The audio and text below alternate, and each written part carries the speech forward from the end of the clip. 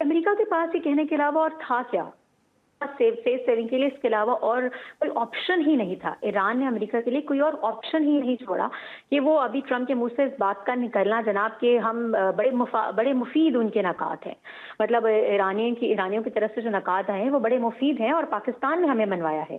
तो ज़ाहिर है उन्होंने अपनी सेफ सेविंग के लिए यही कहना था। ईरान के पास तो सारे ऑप्शन थे, दरवाजे खुले थे कि हमारी बात मानते तो नहीं तो हम तो फिर अटैक करेंगे। उसने लेटेस्ट सऊदी अरब पर भी ऑयल तनसीबात पर इसलिए अटैक किया था तो क्योंकि प्रेस ने अमेरिका ने अपनी प्रेस कॉन्फ्रेंस में ईरान की ऑयल के ऊपर नजर डाली तो साथ ही उन्होंने सऊदी अरब की और मजीद ऑयल तनसीबात के ऊपर हमला कर दिया। तो ईरान ने कहा अगर आपका बयान आएगा तो हमारा अटैक आएगा।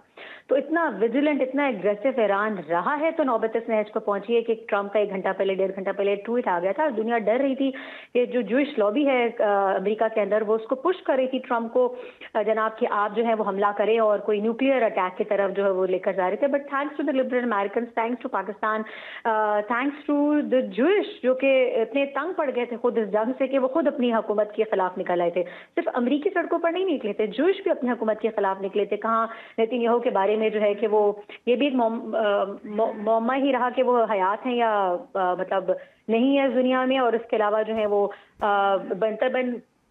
बदतर बन गाड़ियों में जो है वो जूइश इतने अरसे तक नहीं रह सकते हैं। 30 से 40 दिन उनको बदतर बन गाड़ियों में हो गए हैं। करप्शन के केसेस नेतन्याहू के खिलाफ खुद खुल गए हैं। जो लाइफ इंश्योरेंस है वो खुद क्लेम करते हैं जो जूइश हैं वहाँ के। तो जूइश खुद जो है वो सड़ गए, उनकी बॉडी जो है, लाशें जो है बदतर बन गाड़ियों में रह रहे के वो भी तंग पड़ गए थे। तो वो तो डरपोक कौम है, वो ईरानियों की तरह शहादत देने के लिए सीना चौड़ा करके नहीं निकलती है।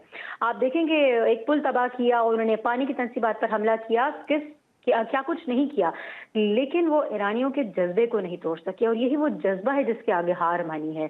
बैक बाय रशिया हो या बैक बाय चाइना हो, उनके वो मिसाइल हो जिनसे उनको वो डराते रहे, सस्ते तरीन मिसाइलों से उनके महंगे तरीन इंटरसेप्टर्स को जो है वो डराते रहे हैं। लेकिन उनका जो जज्बा था उसके आगे बेसिकली शिकस्त खा गया है अमेरिका भी और इसराइल भी। इकोनॉमिकली तो कौन सी कंट्री है जो इफेक्ट नहीं हो रही है?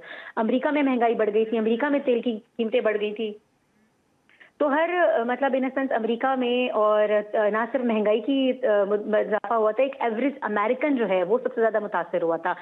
वाइट क्रिश्चियंस जो थे जो कि मेक अमेरिका ग्रेट अगेन पे ट्रम्प के हामी थे, वही इसके खिलाफ हो गए थे। वो जंग के खिलाफ थे, वो ट्रम्प के खिलाफ थे। तो वो वाइट क्रिश्चियन जब उनके हक में नहीं रहे तो फिर ये भी लम्हा फिक्रिया था बजाते खुद ट्रम्प इंतजामिया के लिए। और आप देखें कि इस सारे सिनेरियो में ट्रम्प की जो लीडरशिप थी, जो यूएस प्रेसिडेंसी थी, वो तो ऑफ कोर्स इतनी बुरी तरह स्टेप बैक कर गई कि it will take decades for US to come back again एक फ्रंट लाइन फाइटर बनने के लिए।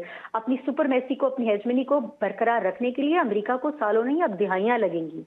और अब चाइनीज येन में तजारत जो सामने आई है, जो मुस्लिम कंट्रीज का कि मुस्लिम कंट्रीज सिर्फ यूएई और सऊदी अरब नहीं है, मुस्लिम कंट्रीज पाकिस्तान और ईरान की तरह होते हैं। तो ये जो पाकिस्तान और ईरान ने कर दिखाया है ये सिर्फ दो ममालिक के लिए नहीं, पूरी उम्मत मुस्लिमा के लिए। आप देखें कि ट्रम्प के एक दिन पहले ट्वीट से पहले जो मुसलमानों के खिलाफ एक और उन्होंने जो ट्वीट की थी, अगले ही दिन जो पाकिस्तान का और ईरान का मंजर यहाँ पर आना, मुसलमानों के लिए खुद अमेरिका में बैठे हुए मुसलमानों के लिए भी बहुत फायदेमंद साबित हुआ है।